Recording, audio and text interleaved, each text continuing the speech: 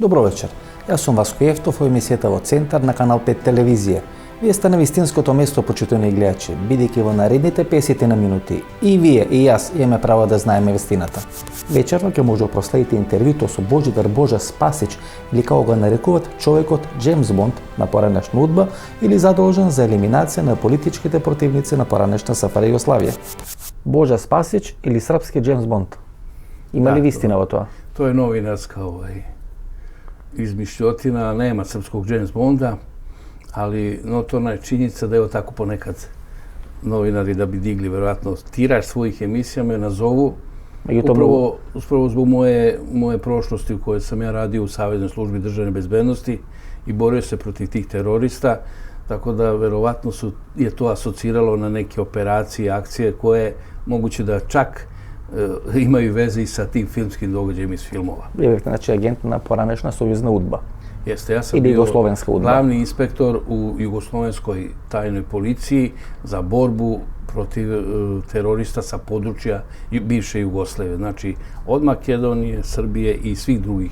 Ovamo, teroristi su bili pod mojim nadzorom ako su se nalazili u inostranstvu. И во колку акции имате учествувано? Bilo je mnogo akcija. Ja sam izbrojao nekih 88 akcija. Kad se govori o akcijama, akcije su različitih vrsta. Ne podrazumevaju se pod akcijama samo fizičke likvidacije terorista, što danas svet čini masovno. A вие колку имате, да речеме, такви акции со физички ликвидации? Imalo je par fizičkih tih likvidacija koje je Savezna služba koordinisala ili radila u zajednici sa republičkim službama, tako da bilo je tih nekoliko značajnih akcija i operacija. Ostalo su operacije u smislu sve operacije i akcije koje je jugoslovenska tajna policija vršila, to su bile akcije da se teroristi udalje po želje da se bave terorizmom, da se pasiviziraju, da se uplaše. Mi smo to veoma uspešno radili. Danas svet u borbi protiv terorizma, što svako večer gledamo i na televiziji, čitamo u štampi, upravo koristi metode koje smo mi patentirali. To što Putin se evo kažu, ние војуваме во Сирија, да тамо го поразиме непријателот кој може да ни прави проблеми во Русија, тоа вие како удба, како Титовата тајна служба го правевте во периодот до 80-тите, односно 90-те години, да ги елиминирате тамо кај што се наоѓаат, да не мора да доаѓаат во Југославија да прават одредени терористички акции. Идеја е била да терористи никад не смеш да дозволиш да уđe u zemlju, nego ga tamo gde se priprema. Tako da bi Francuska, recimo, vezano za ovaj napad u Parizu, rado se obračunala prethodno s tim teroristima koji su došli iz Sirije ili odakle su došli. Znači, naša ideja je bila da mi sa terorizmom se izborimo tamo gde se oni nalaze i ko njih podržava, taj je znao da se jugoslovenska tajna policija bori i evo sada se potvrđuje da je to jedina ispravna metoda borbe. To je strategija na Josip Broz Tito. To je bila strategija Titova kada je od 72. godine u zemlju ušla čuvena ustaška grupa od 19 terorista i mi smo nju likvidirali, ali su oni likvidirali 19 pripadnika naše policije. I onda je održan sastanak od druga Tita, bili su i Bakarić, sve bili funkcioneri partijski i državni, i onda je Tito rekao: Vlado, kako vam se dogodilo da vam ta grupa uđe? Vlado Bakarić ne zna šta da mu kaže, a Vlado Bakarić je bio sekretar Saveta zaštitu ustavnog poretka. Tuc muc poče Vlado da mucka, međutim Tito kaže: dajte Vlado, vidite tamo malo vani, pa budite radikalniji. Iz toga sledi da je data instrukcija: nemojte da im više nikad dozvolite da uđu u zemlju i da ubije naše ljude. Прва пауза за реклами, останете со нас, погледнете ги рекламите и се враќаме со вториот дел на нашата вечерашна емисија.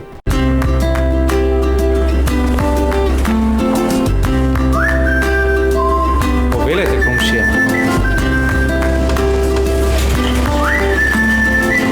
Повелете, комшија. Молам.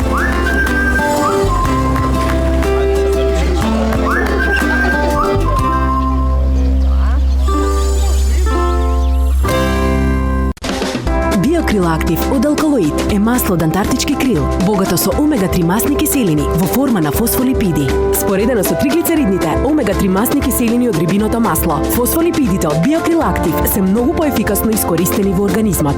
Помага во регулирање на нивото на холестерол во крвта. Комплетен извор на есенцијални масни киселини. Природен антиоксиданс астаксантин. Биокрил Актив. Клинички испитан производ.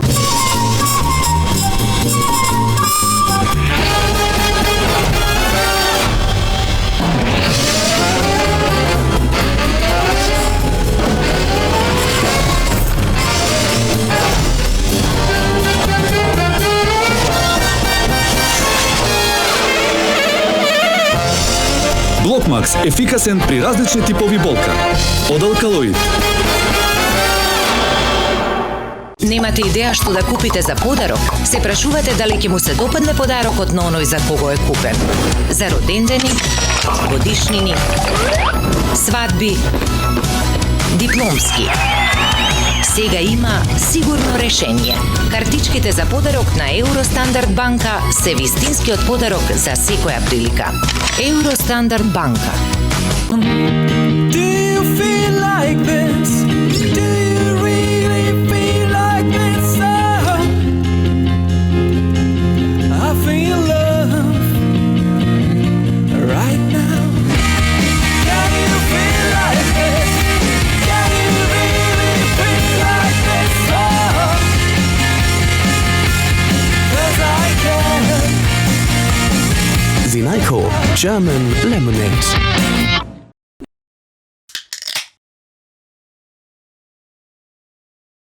Што значи операцијата Подземји или таа е операцијата која беше една од најголемите и најдоброчуваните тајни на поранешна УДБА или поранешните тајни служби на поранешна СФР Југославија?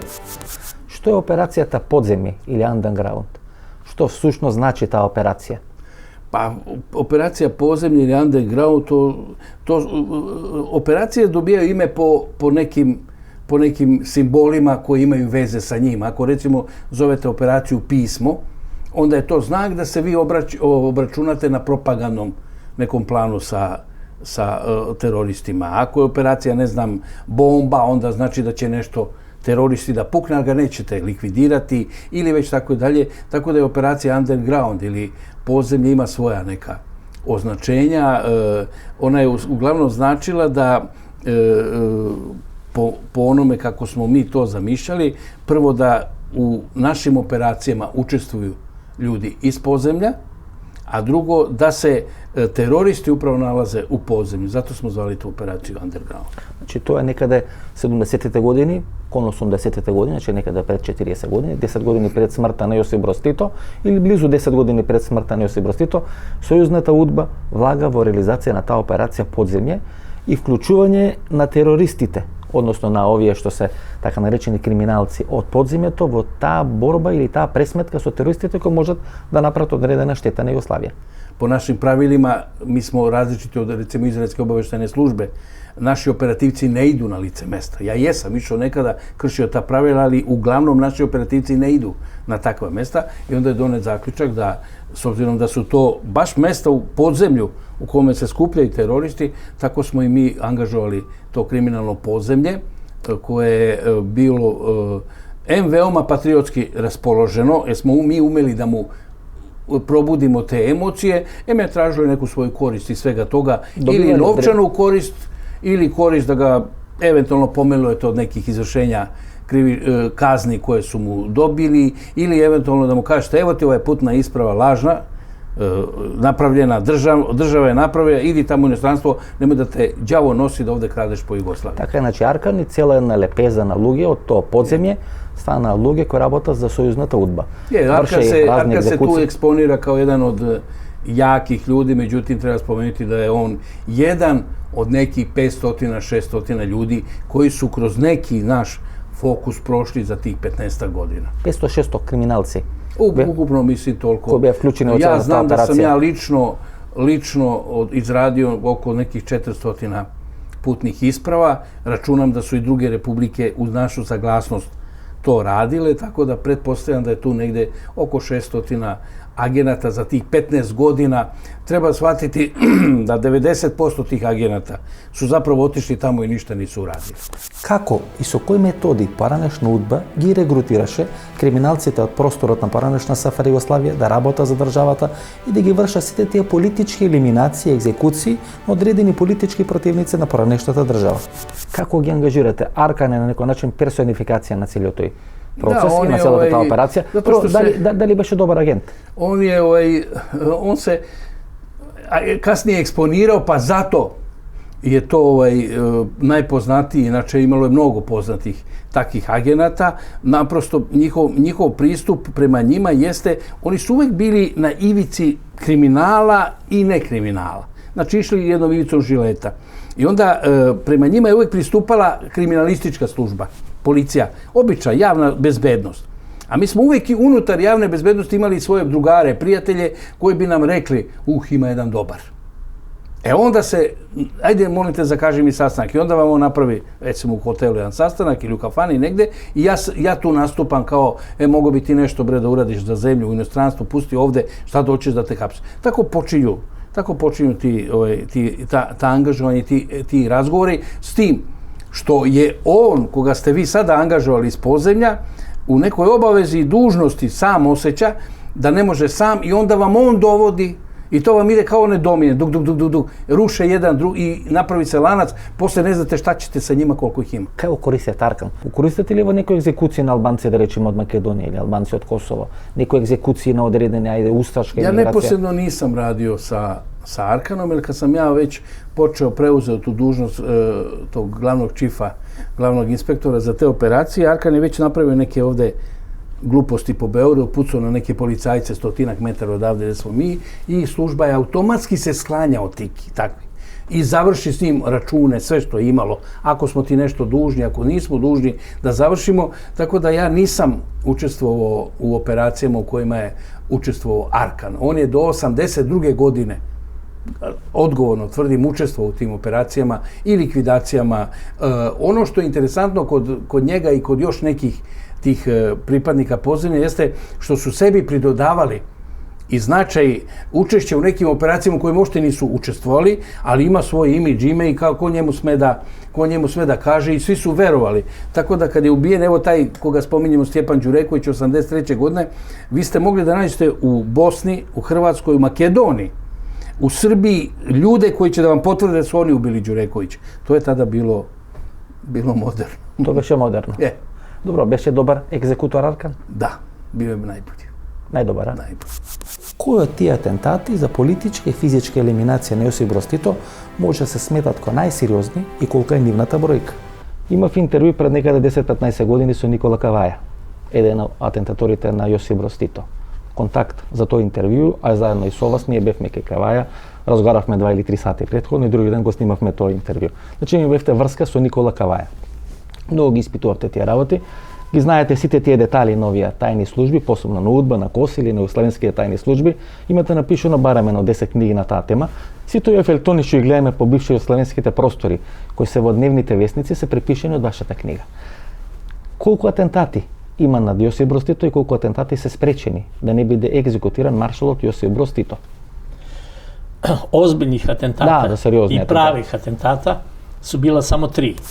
Кога одлучуваш да го направиш првиот од трите атентати врз Јосип Брз Тито? За све тоа, каже, ти се знали со они кои треба да знају, каже, за нас се стојала, каже, Централна обавешна служба Сејединените амерички држави. Значи, кога одлучуваш да го правиш првиот атентат врз Тито, тоа е 1963 година, за тоа знаат американците. Тога си се уште нивни човек. Не знаа влада Сејединените амерички држави. Знаат си ја.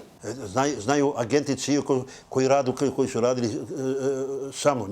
Тоа су мои препоставljeni. Мајори, пуковници, потпур. И они дају, каже, инструкции, што треба. И тие ти даваат зелено светло дека можеш да учествуваш во убиството на Јосип Брз Тито. Не само, ми смо киндаповли, каже, Тито е представник, каже, нека и поубијали, каже, кроз емиграција. Добро, каде треба се случи тој прв атентат? Слушај, првиот атентат е, каже, ми смо знали, каже, ми смо обавештени, каже, од Централна обавешна служба, а ми смо унутра били. Ми смо знали за Титов долазак у Јужна Америка 63. година, неđe маја, јуна месец. Да ќе он да дојде у Америку. Значи неколку месеци пред да дојде. Па сигурно, каже ти. И одлучувате да го убиете Јосип Брз Тито. Ја. Кај треба да се случи атентатот?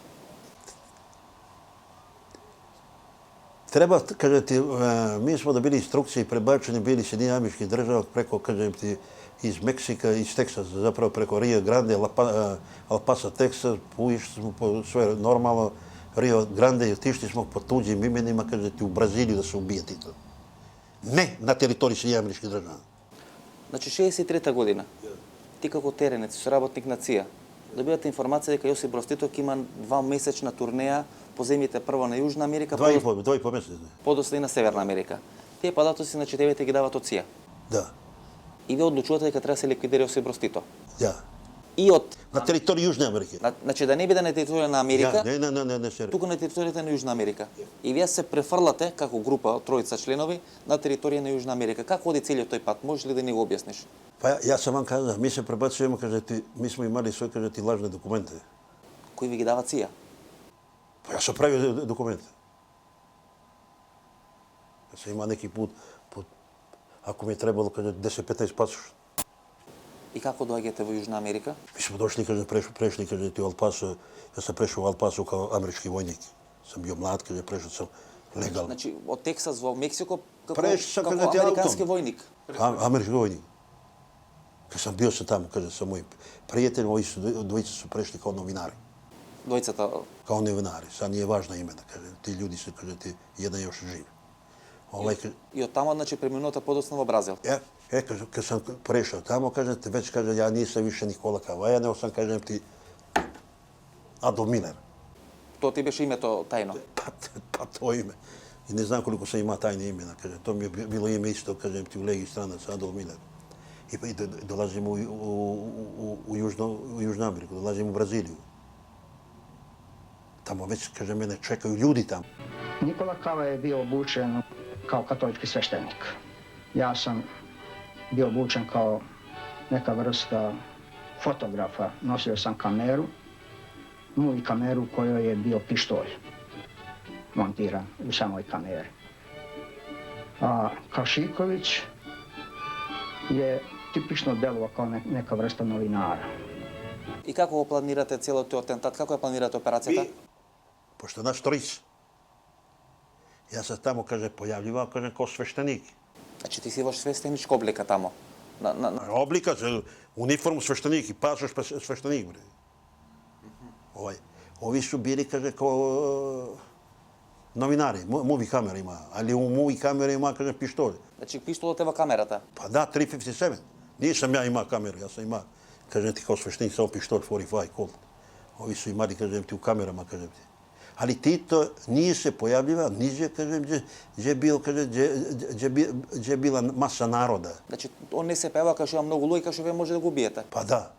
Jer on je postao svoju obavještajnu službu pre 3 mjeseca, znaš šta, kažem ti... Ја сметате дека само 3 сериозни обиди за атентат има вас маршалот Тито и дека зад нив стои Русија? U Rusiji. Rusi su hteli da ga ubiju zato što je prvo Stalin pokušavao da mu se osveti za njegovu izdaju ove 48. godine.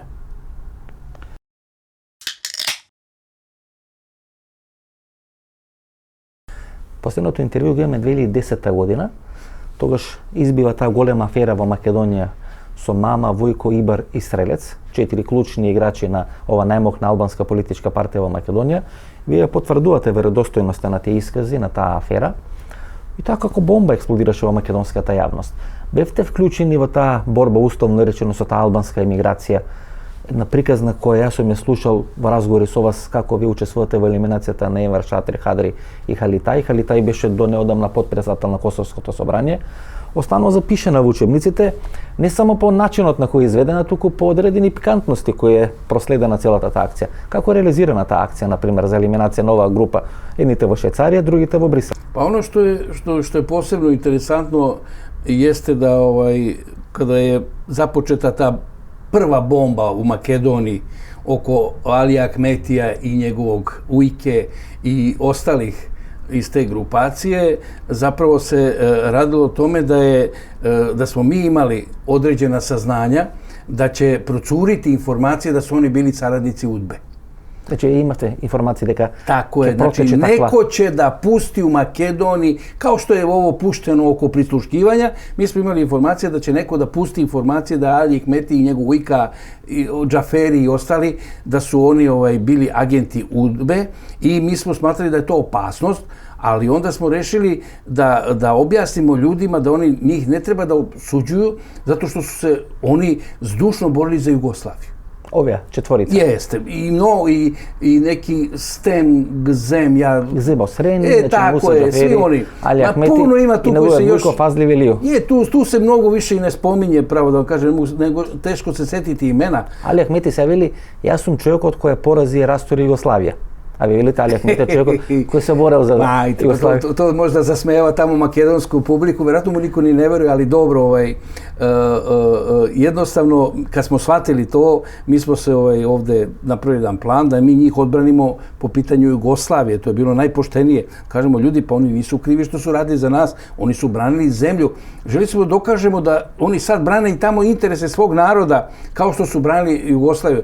Međutim, to se sve posle pretvorilo u jedan cirkus u Makedoniji. Mislim da sama pojava tih dokumenata oko njih zapravo je bila pogrešna što se išlo odmah na komisiju za lustraciju. Bilo mi je smešno, ama baš mi je bilo smešno kad sam čuo da neko hoće da lustrira Alija Ahmetija. A kakva lustracija za Alija Ahmetija? On čovjek ništa nije kriv. On je radio za našu bivšu Jugoslaviju, domovinu. Njega treba braniti. Ali notorna je činjenica da su oni svi bili i u Švajcarskoj i u Nemačkoj kao emigranti. Interesno je, na primjer, po Švajcarije jeste čeljovina komunistička partija Švajcarija. Ja skoro doznав toj podatok, istino biše smešno da se slušni, prvo da Švajcarija ima svoja komunistička partija, a vtoro da ovija tuka členovi, ne znam, tamo od Zajas ili bilo kada, od neko od albanske sela u Makedoniji ili Kosovo, odati se zaštitno od komunistička partija Švajcarije. A svi su oni bili članovi komunističke partije i to na Kosovu, u Makedoniji ili u Albaniji. Dakle, i Ali Ahmeti i svi, niko nije mogao da ne bude član partije, oni su kao članovi partije, a nacionalisti ili izbacivani iz naše partije i onda su oni bežali na zapad. Nisu imali gde da pobegnu, nego su došli u Švajcarskoj. U Švajcarskoj je postojala komunistička partija Švajcarske u jednom malom mestu blizu Ženeve. Mislim da je ukupno imalo 16 ili 15 članova ta komunistička partija i njeno sedište je bilo u nekoj knjižari. Dakle, ako neko pobegne sa Kosova ili Albanije, poenta mu je bila da ponese crvenu partijsku knjižicu, legitimiše se kod komunističke partije Švajcarske i ona pokreće za njega postupak za politički azil. To je najsmešnije nama bilo, jer taj član komunističke partije, sekretar komunističke partije Švajcarske radio za nas. Tako da mi smo u svakom momentu znali ko je pobegao sa Kosova, ko je došao i tako dalje. Cela ta bolumenta, oni su formirali čak i političke organizacije koje su imale u svojoj naznaci komunistička. Otuda moja želja da odbranim Ali Ahmetija u Makedoniji, kažem ljudi, pa to su bili moje kolege komunisti, ja sam i dan danas, ali eto, i tako dalje. Oni ne bio komunisti, te bio marksisti ili leninisti. Marksisti još znači oni su bili ortodoksni komunisti, to je bilo znači avangarda.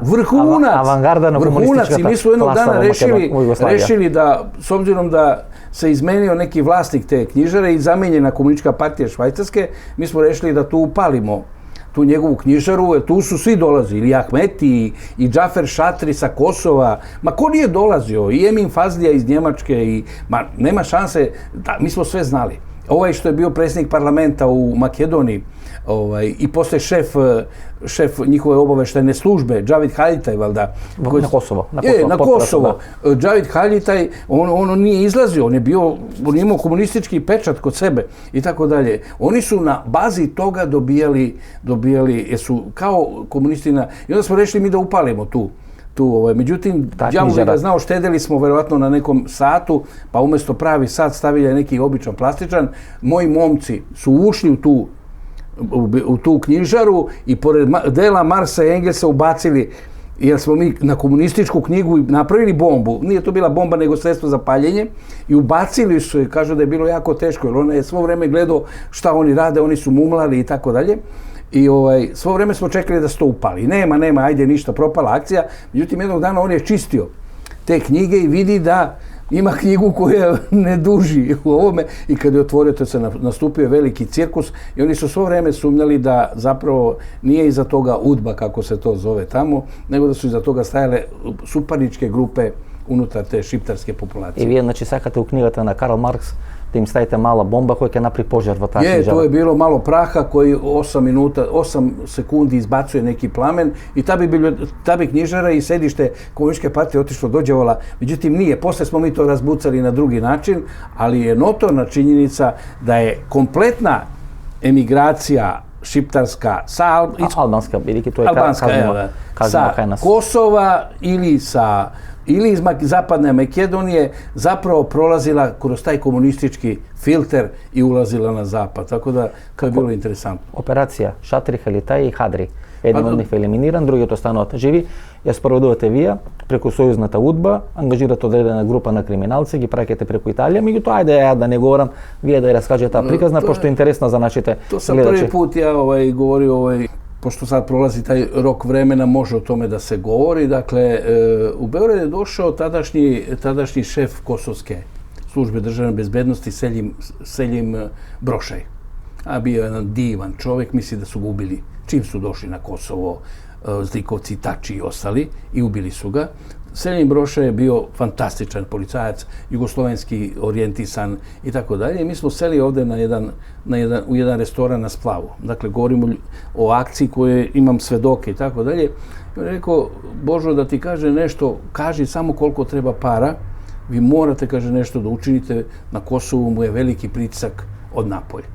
I onda smo mi razgovarali ko su ti ljudi koji, mi smo znali unapred da je to Džafer Šatri, da je to Džavid Haljitaj i znali smo da u Belgiji divljači Enver Hadri, on je čak formirao neku organizaciju za ljudska prava. Ono što je interesantno, svi su imali zadatak da uzimaju novac od te populacije koja radi. Svi su davali neki danak i oni su uzimali pare i uživali.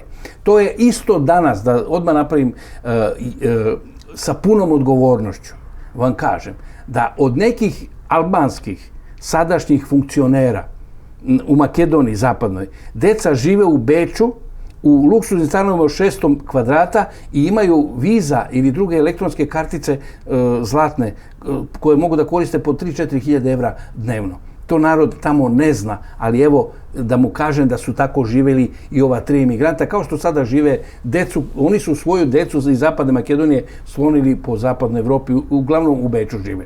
Dakle, dogovor je bio da mi preuzemo jedan triling, tako sam ja to mislio, operaciju, i onda, naravno, prema ovoj dvojici Šatriju i ja sam bio baš ispred kuće Džafera Šatrija, znači Šatriju i Halitaju smo postavili neke male eksplozivne naprave koje su, oni su imali decu i zato smo vodili o tome računa, znači da niko ne pogine, napravili i tu su buknuli ta dva stana i oni su bili u to vreme jako pasivizirani. Posle toga to je bio strah. Kako zazvoni neko na vrata, ide udba, to je uvijek bio ideja. Kod ovoga je bilo sasvim drugačija situacija. On je bio vezan, ovoga je u Belgiji, tako, on je bio vezan za NATO pakt. On imao švalerku, ljubavnicu s kojom je živeo redovno pored svoje žene i očito da je on radio za nekoga i u NATO paktu, ne bi ona baš se zaljubljivala toliko u njega. Međutim, ono što je interesantno, u njegovom dosijeu su mu nalazili i karte da je putovao u Moskvu. U Moskva. Dakle, bio ruski agent. Tako da smo imali kompletnu jednu sliku jednog totalnog agenta, inače bio naš agent. 56. mislim 60. godina on je pobegao u Albaniju, vratio se, mi ga vrbovao ga Sigurimi u ovoj Albaniji, radio čovjek za svakog za koga je mogao i tako dalje. Kako se eliminirani? Kako stigat ovие експлозивни направи тамо да бидат искористени, вели овие двајца само колку да бидат заплашени и се заплашени еден известен временски период или се пасивизирани кошелите, како е Хадри убиен во Албанија? Види овако, та средства ми сме имали специјалne екипе кои су умеле да праве те направе и те уреđаje. Ja sam sad skoro svedočio na ovom procesu Perković Mustač i sudija nemački neki Dauster me pita, pa kako ste vi to, kaže, iznosili tu propagandu, ulazili u Nemačku tako kao šale? Ja mu kažem, ne gospodine sudija, kao šale, mi smo ulazili kao da nosimo paradajz. Zato smo i ulazili, jer smo mi improvizovali stvari. Dakle, ta sredstva su se odnosila, to su bili uređaji koji su se zakačinjali na vrata ili bacani na terasu i tako dalje. A kod ovoga je bio klasičan oblik atentata u kome koliko su naša saznanja bila potpuno tačna, jer ja nisam bio na licu mesta da znam, zavisim od priče. Tako, on je došao sa tom švalerkom do svoje kuće, ona je njega ostavila i otišla, a on je odmah seo u neki drugi auto i pošao, ne znajući da u nekom trećem autu tamo preko puta njegove kuće sede dva agenta koji ga čekaju, sačekali su ga na nekom semaforu, zamolili ga da otvori prozor, parkirali pored njega da ga pitaju nešto i on je tako likvidiran. Ono što je posebno interesantno jeste da je to bila jedna sarana u Briselu, da je bilo oko 1000 emigranata došli iz svih evropskih zemalja da prave cirkus, ali meni sumnjivo iz Amerike su došla 2 senatora, Diogardi i još jedan senator, koji su podržavali tu albansku emigraciju svo vreme i na Kosovu i u Zapadnoj Makedoniji, da senatori iz Amerike dođu na sahranu jednog čovjeka koga smo mi naznačili kao financijera i organizatora terorizma i tako dalje. Prema tome, taj dvostruki aršin gde Zapad vas podržava, a u stvari podržava i druge, evo vi sad imate to najbolji primjer kod vas u Makedoniji. UDBA или поранешните југословенски тајни служби бе едни од најмокните на просторот поранешна Европа и сега се поставува прашањето каде всушност денес завршија и што станува со нив со поранешните соработници на тие југословенски тајни служби. Велите дека работеле за повеќе служби, споменавте овој што е елиминиран во Белгија, меѓутоа спомнувате некои други. Има некое непишано правило дека ако работите за една служба, тогаш мора да работите барем за уште една или две за да може да останете жив. Дека работејќи за неколку служби, вие всушност балансирате и со тие служби кои се мокни, кои може да ве елиминират и всушност се борите за својот живот. Дали тие што беа соработници на поранешна UDBA, по распаѓање на заедничката држава, мора да продолжат да работат не само за службите кои настанаа во тие екс-југословенски републики, туку и за други странски служби. Апсолутно, тоа е правило, светско правило, тоа е стандард страних шпиона да они не могу кад уđu у мрежу обавештајни служби, контраобавештајни служби, било каке полиције, чак и криминала, они не могу из тога побеći, ali uvek će ga neko preuzeti, a on je naučio da živi na takav način. Dakle, mi smo u bivšoj Jugoslaviji veoma dobro sarađivali, tako da ako Makedonija ima neke saradnike među albanskom, recimo, populacijom ili među nekim ekstremistima Makedoncima, mi smo uvek sa Makedonijom sarađivali i niko nikom nije otimao, nego smo zajedno to radili. Znači, to smo radili. Kad se raspalo sve to, kad se raspala Jugoslavija, onda je svako uzeo svoje agente po svoju ruku i stavi ih po štapu. Sukcesija napravite. Tako je, napravljeno kao što su delili tenkove ili što su delili livade, tako su delili agente. I ono što je interesantno, sada ti agenti rade za te male službe, to je mali kapacitet, možda zamislite prema jugoslovenskoj službi, šta je jedna mala makedonska ili srpska služba, da ne pričamo dalje, ili crnogorska i tako dalje. I onda ono što je interesantno dolazi, kad se formiraju ove države, one su u potpunosti zavisne od Zapada. Mi smo imali ovde u Beogradu situaciju da su pojedini načelnici službe u koferima nosili laptopove u Ameriku. Nikad nije razjašnjeno šta je bilo u tom laptopu.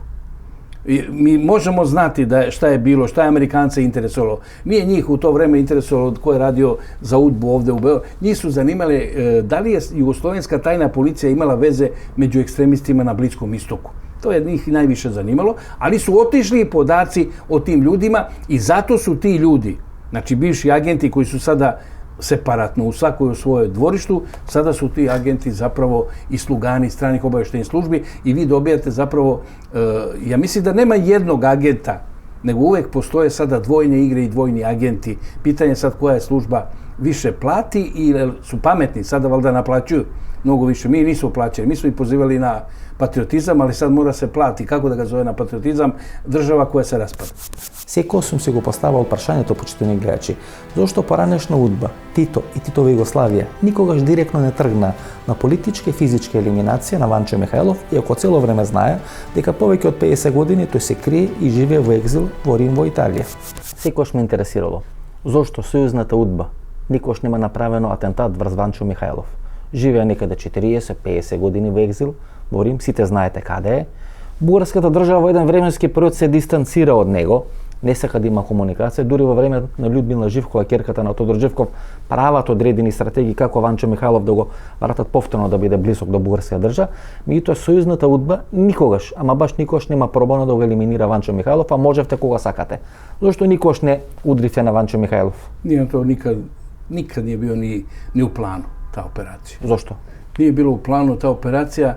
Mi smo jednostavno od 80. godina smatrali da to ponašanje makedonske emigracije ili tih ljudi iz Makedonije van, da ono apsolutno nije ekstremno, da ne ugrožava u ovom momentu ni ustavni poredak, ni ovo. Mi smo imali kolegi iz Makedonije koji su dolazili na sastanke u Beograd kad se raspravljalo o tim stvarima šta preduzimati, nikad nisu tražili. Recimo, službe su imale pravo da traži od nas da mi razmotrimo i da damo neku saglasnost. Nikad nije tražena nikakva ofanzivna bilo kakva operacija prema, od koliko ja znam, od 80. godine, nikada nije tražena ni jedna ofanzivna bilo kakva operacija prema makedonskoj emigraciji ili populaciji na zapadu ili bilo gde u Australiji ili gde ih ima. Naprosto mi smo njih tretirali kao posljednja rupa nasvirali, dakle nisu bili opasni, izgubili su se u nekom svom drugom nekom životu i savezna služba apsolutno nije to kontrolisala. Дела дека службата, освен делот на елиминации, делот на пасивизирање, има и дел кој се бави со одредени стратегишки работи и дека можеби една од тие активности на таа служба порано, некаде во текот на 80-те години, е во таа македонска имиграција, првенствено во Австралија, да го пушти вирусот на оно античко македонско функционирање, Александар Македонски, знамен на Вргина и така натаму, како би предизвикала еден конфликт помеѓу македонците и грците тамо, тогаш во Австралија, подосна и сега на територијата на Балканот.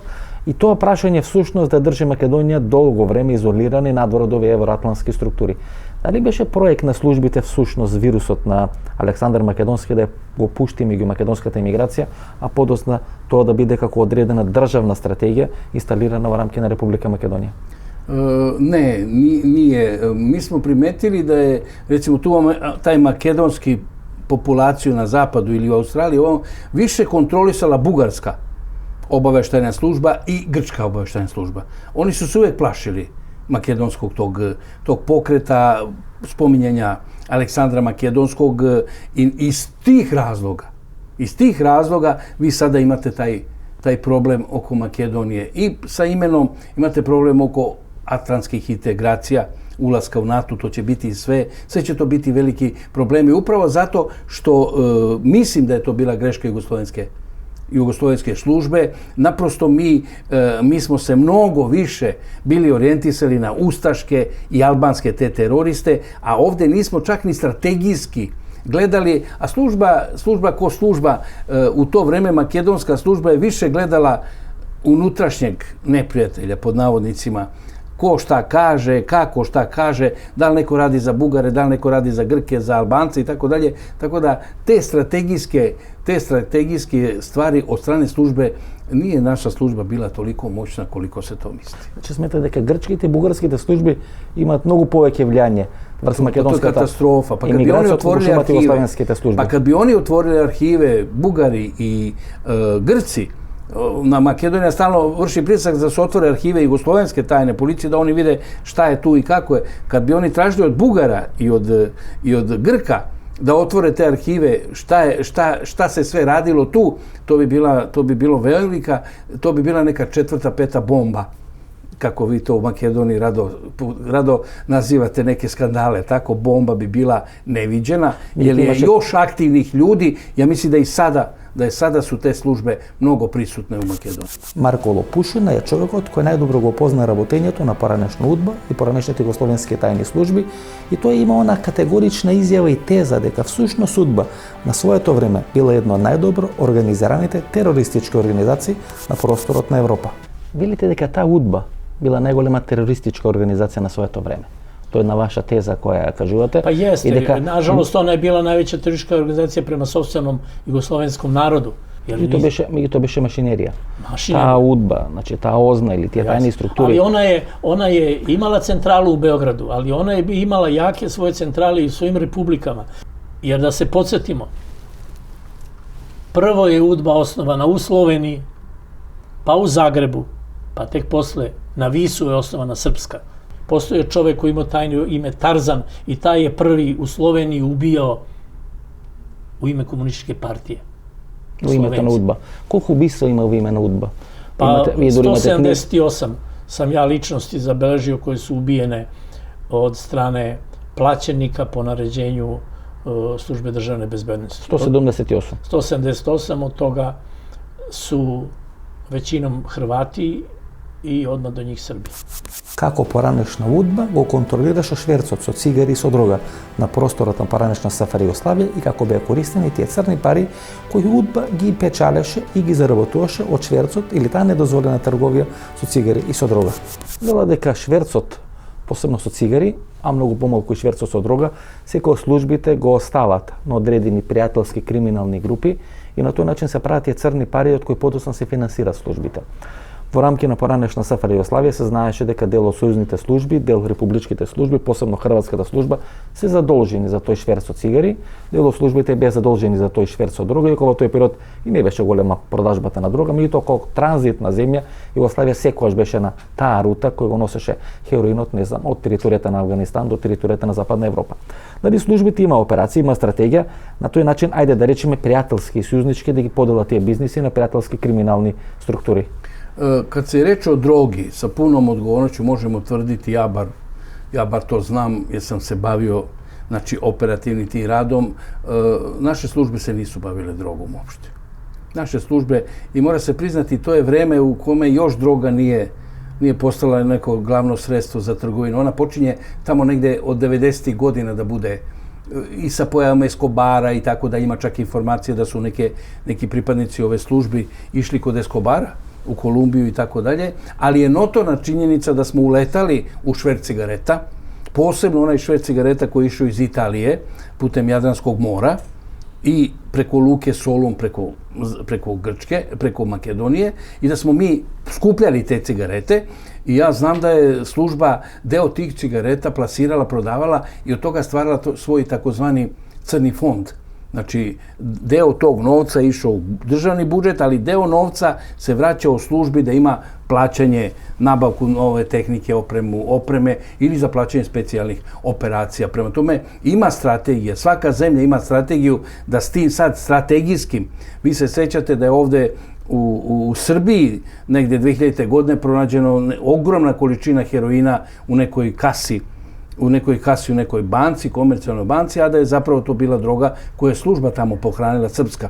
Eto, vidite, oni su počeli time da se bavi, mi time nismo znali da se bavimo. U to vreme, ja se sećam, i ovi kriminalci koji su radili za nas, to je analogija, mislim, nekog mogu razumjeti, koji su radili za nas, uglavnom su, ako bi koristili ta sredstva i trgovali, oni su se bavili sa tom pušenjem marihuana ili takih nekih cigareta, a ako je bilo šverca droge, onda je to išlo iz ulazak u Jugoslaviju i odmah su to iznosili na zapad. Dakle, s obzirom su bili pod našom kontrolom, nisu mogli da se bave trgovinom ovde u zemlji s tim. Меѓутоа, трговијата со цигари беше контролирана од сојузните служби, две траси преку Јадранско море Италија и доле Солун преку Македонија. Тие траси подоцна ги користеа и службите кои настанаа со распадот на понашна Југославија, па дури владите на тие две држави, и во Македонија и во Италија. Црна Гора е држава која формирана и функционира токму на таа недозволена трговија со цигари. Само на cigaretama. Мило Ѓукановиќ направи империја, што се вели, токму на таа трговија. Се што можеше да се финансира и да се купи од Црна Гора е купено со тие пари. Sa te pare, u Makedoniji je bilo specifično da nisu morali da se bave švercom, znači da dođu cigarete iz Jonskog mora negde pa da prođu Solunsku luku, nego su u Kumanovu, valjda, gde su najveće fabrike cigareta, počeli da proizvode falsifikate. I ja sam video kako to... Вие бевте ангажирани од Филип Морис, ако не се лажам. Video kako se to pravi, znači pravi se jedna normalna cigareta, imate jedan kalup koji samo vam štampa tamo da je to ta cigareta od te firme i te cigarete su korišćene za šverc. Da li je država znala ili nije znala? Naravno da je znala. Svaka država zna šta se događa na njenoj teritoriji i nemoj nikada da vas buni kako to nije znala. Znala je, ali je to ili dogovor, ili je to puštano da se radi tako, ili je to bio neki politički dogovor i tako dalje. To je kao, recimo, mene pre neki dan pitaju neki studenti Fakulteta bezbednosti ovde u Beogradu, vidite, da li bi mogao da se izvede ovaj teroristički akt u Parizu, tako da ga dođu 4 terorista da ga izvedu. Без неке службе то не може да се изведе. На почетокот на 90-тите години беше направена таа врска помеѓу таа недозволена трговија со дрога и со хероин и недозволената трговија со оружје. Бидејќи тие две операции беа на некој начин контролирани од делот на албанската мафија, тоа се смета како период кој почнуваат тие почетоци на формирање на тие паравоени структури кои подоцна прераснаа од ВЧК. Тоа дека трговијата со оружје всушност е брат близнак на трговијата со хероин и со дрога. И дека всушност тој што контролира или контролира таа трговија со дрога другата страна на паричката е трговијата со оружје. Па многу често на тие големи пазари имаме буквално трампа, стока, Како да без не, пари, кај што оружје се тргува или се нема никакви пара, со друга. ту нема никаквог новца, ту се врши, кој што каже, замена брашно за улје и така дале. Иако албанската мафија со помош на турската мафија или овие останати мокни мафии е главната, да речеме, работна сила во таа трговија на хероинот од Авганистан до Западна Европа, тогаш таа се вклучува трговијата со оружје. Веројатно тоа е предходница на тоа што подоцна се случува, како е марксисти-ленинисти стануваат УЧК, а подоцна како УЧК како во првата фаза терористичка, а подоцна ослободителна армија го ослободи од Косово и прават тоа што го прават во Западна Македонија. Тоа е кад вам се од тероризам никад се те терористички групација не би претвориле у ослободачки армije, да ih neko ne zove tako. Znači njima je neko rekao, vi to sad pretvorite u oslobodlačku armiju Kosovo, OVK ili već kako se zvalo. Koji Amerikancite? Naravno da Zapad. Zapadu ni u jednom momentu nije u interesu, koliko god da se zaklinju, nije u interesu mir u Makedoniji, nije u interesu mir u Srbiji, nije u interesu mir u Crnoj Gori. To su priče za malu decu ko veruje da je to tako. U svako doba su spremni da probude u njima i teroristički deo, pa kao što vidite probudili su i poslali su jedan deo svojih boraca na sirijsko ratište, od toga su verovatno agenti u pitanju. Odakle mislite se crpe informacije za ova bombardovanja? Crpe se upravo od albanskih agenata koji dostavljaju podatke u Makedoniji, američkoj ambasadi, pa se to dalje preko CIA širi. Кај ги тренираат, господине Спасич? Кај се тие први кампови кај што се тренираат? Први кампови su otvoreni u Švajcarskoj. Во Швајцарија. Prvi kampovi u Švajcarskoj, zapravo na granici između Švajcarske i Francuske, to je bio, mislim, do Bransuana. I mi smo to i čuli, jer je jedan agent javio da oko Džafera Šatrija, on je dao sad na Kosovu, ali ne znam, nije nikakav, i oko Džavida Haljitaja, je javio da je slobodan kamp za obuku bivše legije stranaca. Nema nikog, otišla, da pustili ih svo. I odatle počinju prvi kampovi, oni su tu naučili. Tu su oni naučili kako da formiraju kamp, kako da formiraju i od te legije stranaca, zapravo oni su sve to naučili i polako prenosili to u Makedoniju, zapadnu, u Srbiju. Znači Švajcarija, granica su Italija. Jeste. Kojim su instruktori? Instruktori su bili komandanti legije časti. Znači oni koji su bili profesionalci, instruktori su im bili oficiri, visoki oficiri, eksperti iz Albanije. Znači mi smo to znali tačno, Skender. Albanska služba. Albanska služba, ona je jedina služba koja je u svako doba sve to kontrolisala i sada verovatno kontroliše, to je albanska služba, taj šik njihov kako se zove. Што направивте вие тогаш? Што направивте? Успеавте да елиминирате дел од таа група? Бидејќи ако имате информации дека се во тој напуштен тренинг Да, ми смо разбуцали тај камп одма, то е одма било Тоа е она приказна со операција е била разби, удари, они су видели да одма мора да беже одатле. Тоа е операцијата Кока-кола што се нарекува? Јесте.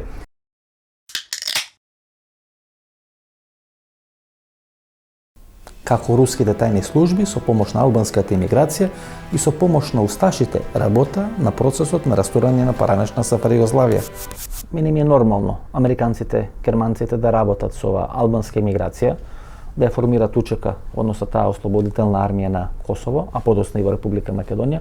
Мене ми е нормално тие да работат со одредени усташки имиграции, бидејќи Германија имаше стратешки интерес преку Хрватска да ја растури Југославија, а подоцна да ја помага Хрватска како католичка држава, како држава која е во зоната на интерес на германското влијание.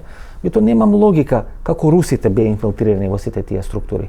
Како русите, кај албанците и хрватите всушност се многу длабоко, многу дебело, многу силно инфилтрирани со пари и со се останато и многу повеќе од американците во еден временски период и од германците имаат влијание врз тие групи во Хрватска и во Албанија, односно Косово. Nažalost, mi smo u to vreme jako podcenjivali Rusiju. Ja vam sada tvrdim da vi u Makedoniji imate na desetine agenata ruske obavještajne službe koji prate šta se događa. Nemoj da mislite da Rusija ne propušta ništa slučaju. Rusija će da trguje. Rusija, ne zaboravite da je ona ušla bila u Crnu Goru u potpunosti. Od toga, tu gde je ona ušla, tu su bili agenti. Na tome, ruska služba je stalno bila prisutna. Ruska služba je stalno prisutna. Mi smo imali jedan dokaz. Recimo da se neki Branko Jelić, neki tamo krajem 80. godina, početkom 80. godina, obratio ruskom ambasadoru u Pragu sa molbom da pomogne ustaškoj emigraciji da dođe na vlast u Hrvatskoj, a oni će njima da daju Hvar ili Vis za vojnu bazu. Rusi nas nisu obavestili o tom kontaktu i o tom pismu. Iako su bile prijateljske veze i tako dalje. Na tome svaka služba ima svoj interes i ja sam bio borac protiv terorizma. Znam kako sam kreirao tu borbu i znam kako sam je sprovodio. I da vam sa punim odgovornošću kažem, kada se govori sada, mi treba da se udružimo, pazite sad Evropa, mi treba da se udružimo u borbi protiv terorizma, mi treba, ne znamo, zajedničke operacije, koalicije, to su izmišljotine i laži. Može bombardovanje. Ali u borbi protiv terorizma svaka država mora da gleda svoj interes. Samo tako može ona da se spase od terorizma. I ne je možen terorizam bez pomoći na tajne službe. Ne. Terorizam, kod terorizma postoje tajne službe i s jedne i s druge strane. To je point. I od straната koja ubива i straната koja gine. Tako je. Da završime s uloga na Turcija. Turcija u toj vremenski proti не е мокна сила. Станал последните 10-15 години. Ердоган станал еден империален лидер. Лидер кој сака да има контрола на световия простор. Меѓутоа Турција уште од тој временски период беше многу битна држава на тој синџир, на таа трговија со дрога, кој одеше од Афганистан до Западна Европа. Тие сини орли, како што ги нарекоте или те турски националисти, се многу битни, многу мокни, големо влијание.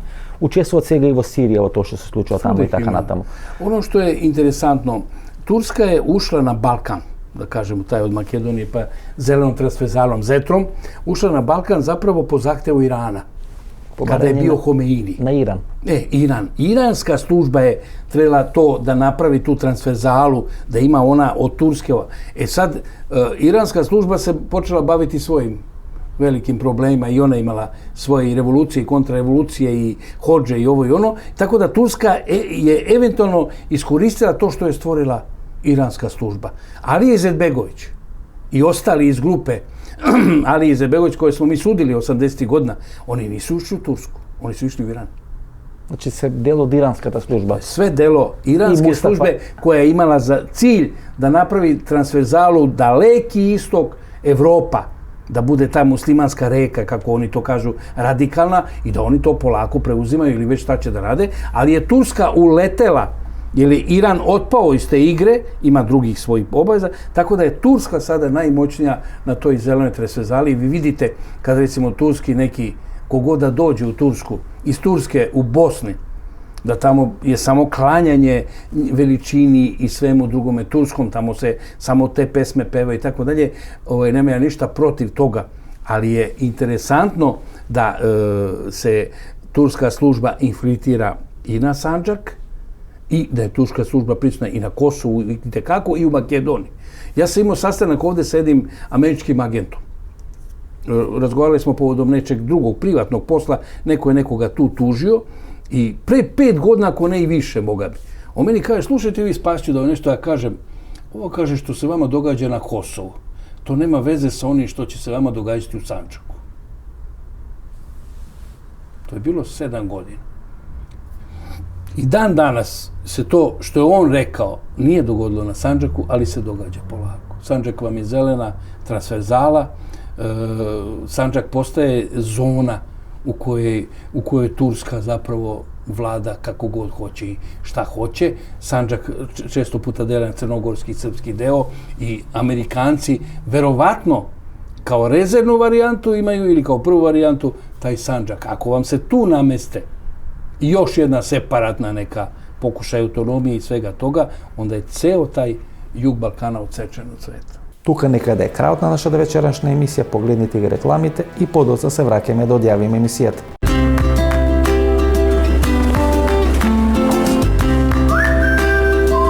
Повелете, комшија.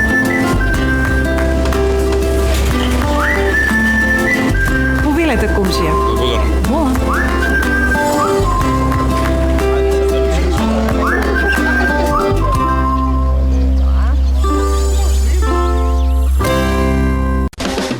Биокрил Актив од Алкалоид е масло од антарктички крил, богато со омега-3 масни киселини во форма на фосфолипиди. Споредено со триглицеридните омега-3 масни киселини од рибиното масло, фосфолипидите од Биокрил Актив се многу поефикасно искористени во организмот. Помага во регулирање на нивото на холестерол во крвта. Комплетен извор на есенцијални масни киселини. Природен антиоксиданс астаксантин. Биокрил Актив. Клинички испитан производ.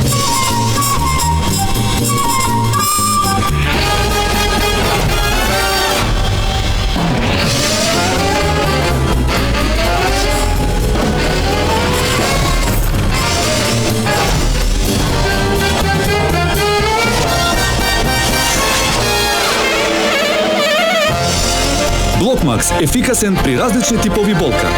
Од Алкалоид. Немате идеја што да купите за подарок? Се прашувате дали ќе му се допадне подарокот на оној за кого е купен? За родендени, годишнини, свадби, дипломски.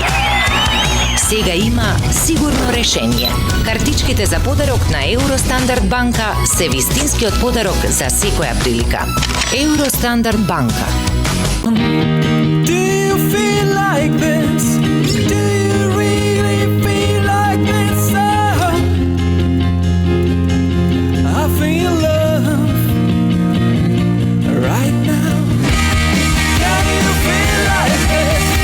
Can you really feel like this? Oh, 'cause I can.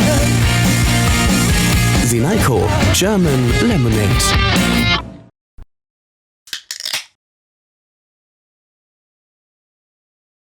Ова беше емисијата во Центар, сум Васко Евтов, почитувани гледачи, ние се гледаме идниот понеделник во истото ова време.